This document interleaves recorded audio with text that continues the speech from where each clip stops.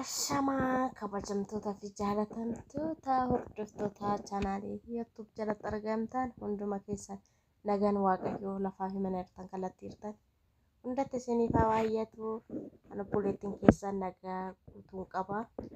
Nagaan na bira jiru immoo sin bira isaa jiraatu.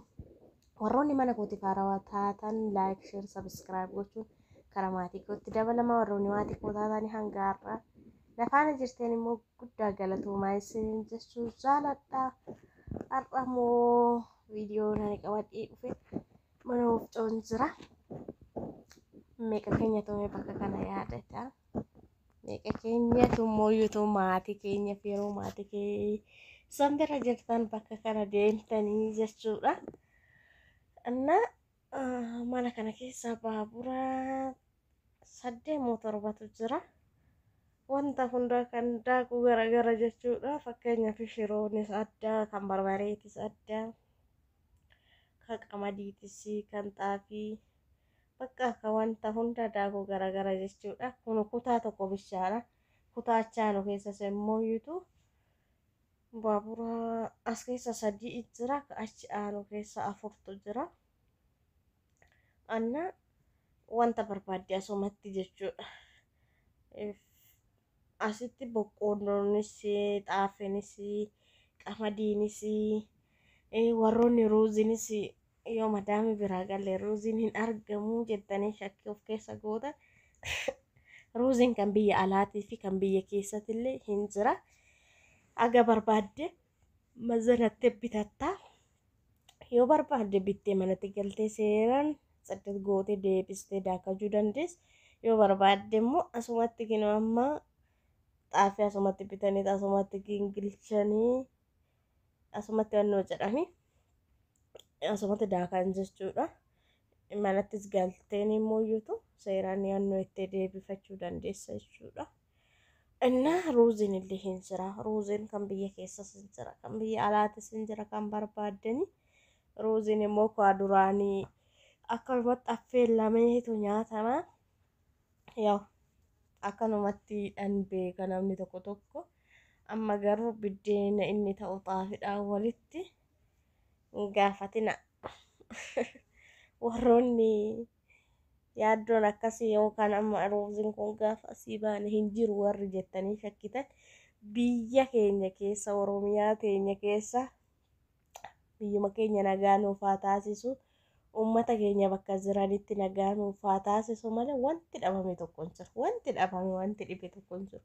Mallaqa qabaatte taana, mallaqa kee harkaa qabaatte taana wantoota ati dhabdu tokko hin jiru. Garuu waan tokkotti socho'uudhaaf, waan tokko bituudhaaf, wanta yaadde kamuu godhachuudhaaf dursa fayyaadha. Fayyaa gaditti mallaqa harkaa qabaattedha. Wanta barbaadde kan godhachuus dandeessu, kan bitachuus dandeessu, kan fedhii keetillee guuttachuu dandeessu. Waan fayyaadha. Waaqayyo hunduma keessan guutuudhaaf fayyaa isiniif haa kennu. Sanii gaditti immoo iyyuu waa harkatti qabaachuudha. Gaafa waa harkatti qabaatte wanta barbaadde kamis ni godhatta, wanta yaadde kamis ni godhatta, bakka yaadde kamis ni geessa. Garuu gaafa fayyaa dhabde immoo qabeenyis jiraatu wayis harkaa qabaattu gaafa fayyaa dhabde faayidaa tokko hin qabu. Maallaqni duwwaan jechuudha. Inni guddaan ilmi namaatiif utubaan fayyaadha dursi. Nuti garuu mallaqa dursina, qabeenya dursina. Garuu qabeenyi nuti ofirratti hin beekne, qabeenyi nu mallaqa saniin yookiin immoo addunyaa tanarra odoo soqniin arganne fayyaadha. Mallaqa garuu bakka barbaaddes hojjettu, bakka barbaaddes deemtu ni argatta. Kanaafuu dursa fayyaadha. Fayyaa isiniif haa kennu. Irratti aansuun immoo wanta hojjetan qabachuudha. Isaan booda wanti dhibe tokko hin jiru biyya keenya, wanti dhabame tokko hin jiru.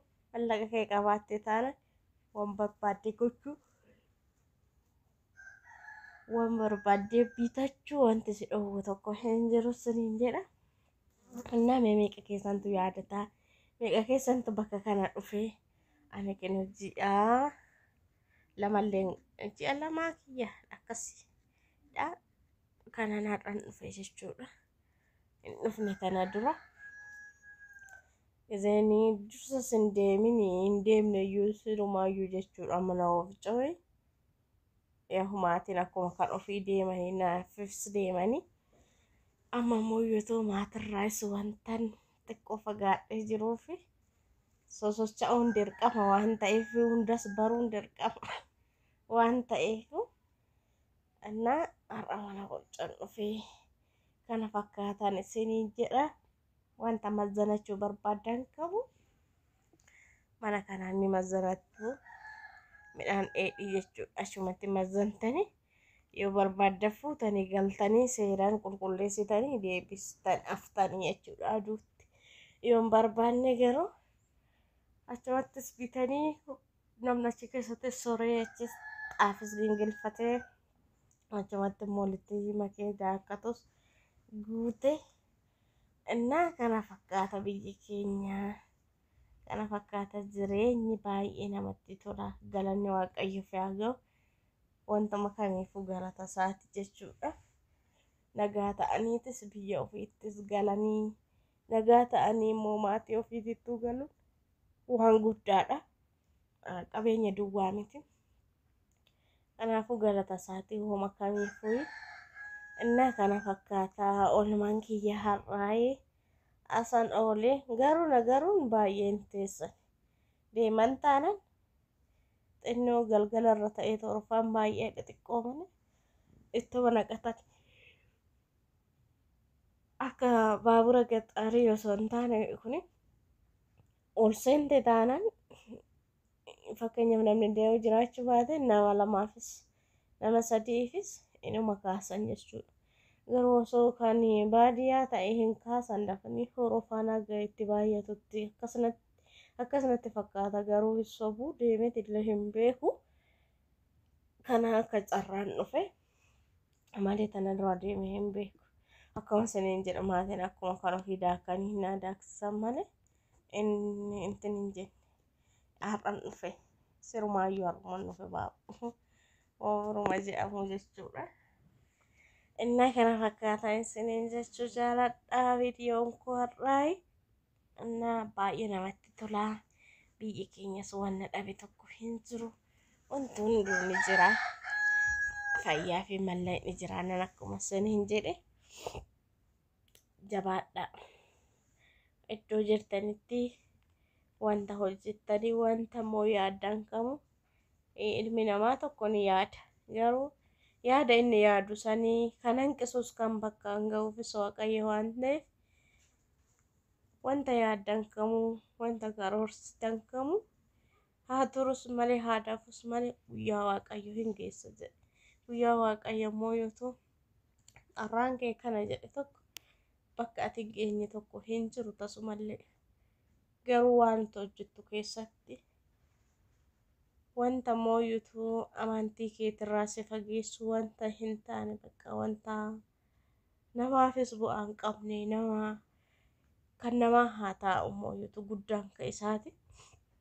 Wanta hojjettan kamirratti karaa isaatirratti qabattanii hojjettan taane har'as ta'ee borus ta'ee haa turus yaadafus malee milkaa'uun keessan hin oolu. Abdii hin kutina waan hojjettan kamirratti daftaniitu abdii hin kutatina daftanii murteessina.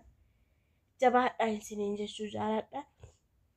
Warroonni ganaa jirtanillee jajjabaadhaa. Warroonni mooyuutu seera hundas guuttattan wal jajjabeessaa wal faana dhaabadhaa. Viidiyoo waliif daawwadhaa isiniin jira.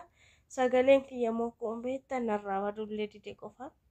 Akini illee bakka nan dhahin jiru garuu inna haaluma qilleensa na fakkaata.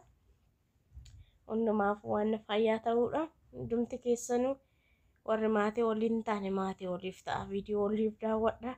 Ispeeshaalii warroonni biyya keessa hojjetan kuni baay'ee neetwoorkiin nyaaccanaaqa jechuudha. Baay'ee tokko viidiyoo takkittiidhaan daftee seentu dhugaa. Amma gizeen achi jiru sanaan intan walakkaa sa'aa mannootun eegu kan daqiiqa 15tti fa'aasu seenutu jira yoo intarneetiin haayilii qabaate jechuudha. Viidiyoon dheeranillee garuu asitti viidiyoon dheeraffa sa'aatii 3 sa'aatii 2 gadi hin bu'u dhugaa waaqa. Innaa kanaafuu wal jajjabeessanii wal bira dhaabadhaa isiniin jedha. Innaa viidiyoon koo har'aa kana fakkaata. Akka isinitti toluu fi akka mooyitu barumsarraa argattan akkatti bashannantan homaa shakki tokko hin qabu. Haga viidiyoo biraatiin deebinee wal agarrutti fayyaa nagaa naaf ta'a. Wantoota mooyitu isin barbaaddanii wanta mooyitu kana osoo nuuf hojjette kan jettan koomentii saanduqa koomentii jalatti naa teechisu inni raffatina isiniin jedha. Chaalenjii ta'ee piraankii kana garuu bakka wanta dassan jedhu wanta mooyyatu ani garuu wanta mayyaadis yaada kootiin hojjechaa jira isaan asitti jechuudha. Wanta nuuf haa hojjettu jettan yoo jiraatu ta'e saanduqa koomentii jalatti naa barreessu inni raffatina. Aga viidiyoo biraatii walitti deebinuti turtii gaarii. Ani kanas faana ture yuutuubidha. Warroonni mana kootii faarawaa taatan laayik sheer godha sabskiraayib godha. Innaa wal jajjabeessaa isiniin jechuu jaaladha. Wal faana dhaabbadha bakkuma kamittuu xinnaa guddaan jedhina. Amantii lagaan gandaan ulfooyina jajjabaadha. Wal jajjabeessaa isiniin jechuun jaaladha. Innaa iddoon dogongora qabutti immoo naa uffalchaa iddoo jirtanitti horaa bulaatii deebanaa fayyaa nagaa naaf ta'a. Hunda keessanuu guddaa isin jaaladha guddaa isin kabajaa obboloota koo iddoo guddaa qooda guddaa isinii qaba onnee koo keessa fayyaa nagaa naaf ta'a hundumti keessanuu. Baay baay isin jedha. Aga viidiyoo biraatiin walitti deebinutti hundumti keessanuu lafa nagaa oola. Kan guyyaa hojii gaarii kaalkanii riba gaarii.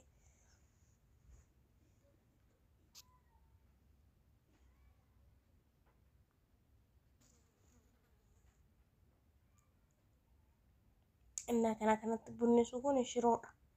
Shiroon immoo yoo ta'u gisee naqan baay'ee bunnisa akka midhaan kaawwaniiti miti. Midhaan kun akkatti bunnisu fakkeenyaaf xaafii qamadii midhaanni akka bunnisu jechuudha. Garuu wantin kun shiroon baay'ee tokko bunnisa baay'ee tokko. Amma kanarraa jirani kan gara aanu kun akkatti bunnisu kun shiroodha jechuudha. Shiroon beekala. Beekala kakka'amaanis hin jira. Duudan isaatis hin jira. Akaa'amee kakka'amee bakka qolli isaarraa ba'ee bareedee too hin jira kiiloodhaan asuma oo barbaadame. Mooyyootu dheedhii isaatis bittee galtee kana kaawwattoo jira. Manaafis qopheeffattee fidatte hin jira hundumtu jajjabaadha.